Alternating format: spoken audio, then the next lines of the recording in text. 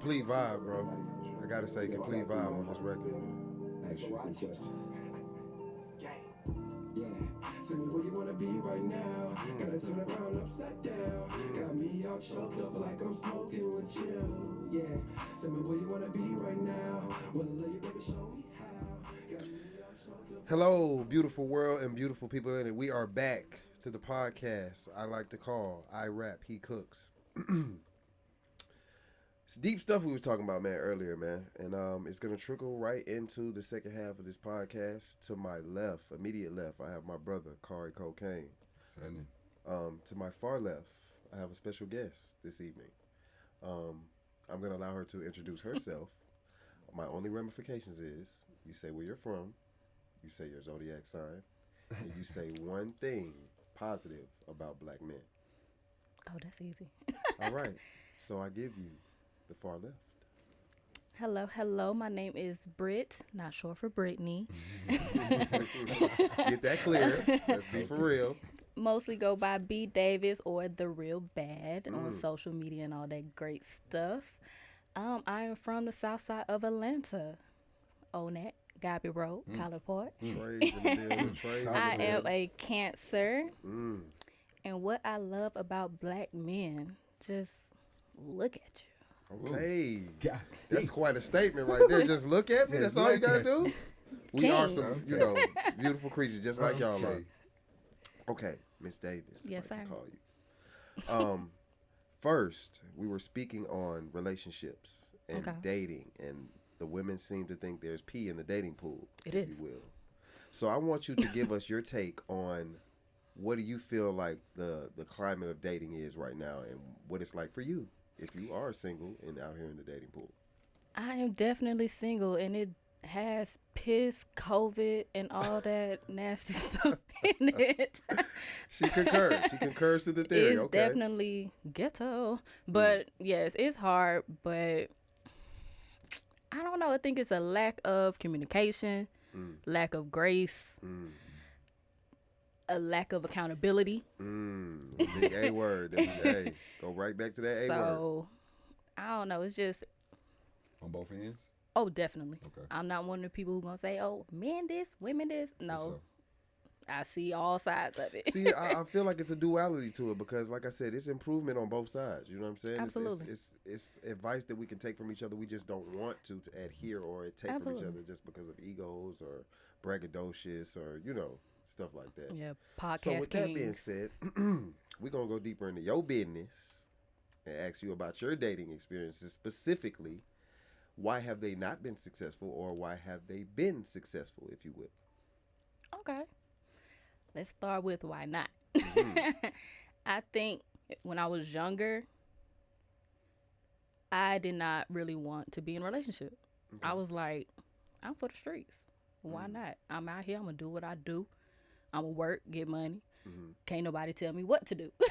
That's deep. That's So deep. I was really mentally in a space where it's like, I don't want to be in a relationship. Like, for what? Where did that come from, though? Did it come from, like, upbringing, or did it come from Very what you valid seen question. out here? No, I grew up in a two-parent household.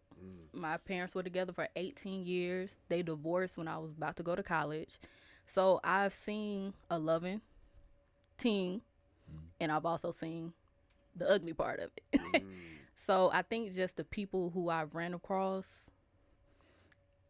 I don't know. It's like they try to humble me. It's like if you meet me with a bust-down 30-inch wig, don't sit up here and say I want an old natural girl or you can't do this. I know my worth because my dad taught me to know my worth. Very valid point. Very valid point. You know what I'm saying? So I don't know. And then with relationships that I have had where I thought it was gonna be forever, it just everything was cool until it wasn't. It's like a switch. On who's in? Some were me, Okay. accountability, You are a Cancer, you are moody, and you do switch up. Now, but we're not emotional. No, fact. But Speaking as for a the Cancer, we're game. empaths, so Right, we feel we feel. everything and we're mirrors. Amen. So if you try me, I'm gonna try you back. Okay. But then it's also on their end. It's either they're going through something or life happens and they just stop communicating. That happens with guys. So I have a very interesting question to ask you since we're speaking on the dating. What is the lowest age you're willing to date or entertain? And what's the highest? And what's the highest? Well, Think about that for a second. I don't have to. I've had this discussion. Uh-oh. So I'll tell my age. I don't care. I'm 38. Okay. The lowest I would go is 25, 26. Okay. That's reasonable. And what's the highest? The highest, Grandpa? no. Granddaddy, no. Oh, no. Unless is it you- or granddaddy, because there's Look, a level to that. unless he about to croak, give me that wheel. Okay. We think Nah, about but the future. oldest is probably like 45. Okay. That's a good range. That's a good range. That's a very good range. And we're gonna get off the relationship thing, but I have one more thing that I want you to, dwell on for me a little bit. We have this thing where we like to talk to the youth a little bit. So what would be your one piece of advice to these young black women that are growing up listening to the Glorrillas, the Sexy Reds, the Cardi B's? What would be your one piece of advice that you could give to them and they ain't gonna harp at you? They ain't gonna be like, oh, here she go. What would be that one piece of advice? Ladies, still have some morals about yourself. Like these bubble skirts with your booty out, it's not cute. It's not valid. cute. So valid. it's a time and place for everything. So you could be in a car, or you could be Glorilla, turned up, sexy red, shake your ass. Hey, can I cuss? Okay. Like you can shake your ass. That's perfectly fine. But also know there's a time and place for everything. Time and You a got place. to be smart. A time and a place, young ladies. That's all you got to understand. And that's a very old school saying, by the way. I feel like aunties and everybody, you got that from some old school songs. Like there's a time and a place for everything, Absolutely. even the ratchetness. Yes. Okay, so now we're gonna get into another category that we are very we like to dwell on a little bit: financial education, financial literacy. Ooh. Could you please tell the people your occupation? I am in insurance, and I'm also a content creator. So you speak about people dealing with money all day long. Yes. And which way they're going to go, what decisions they're going to make. What would you say the climate of our generation is money-wise? Like, how do you think we're handling our money, saving it, spending it, splurging it? What do you think?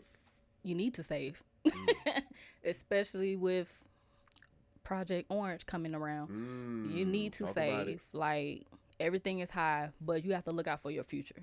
You can't just live today and be like, oh, I'm going to get me a GLE. Baby, come on now. You can't afford that. How's your credit? But I think we,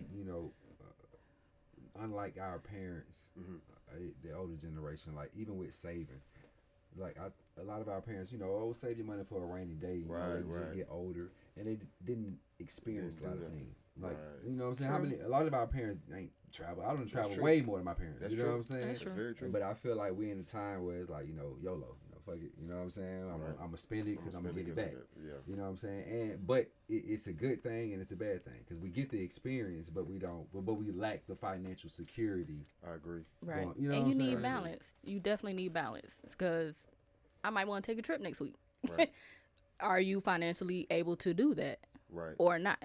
I think it's a duality to it because I have to definitely say I grew up as one of them kids as I seen how my daddy paid bills. I watched him how he took care of his money, but I also watched him how he splurged his money.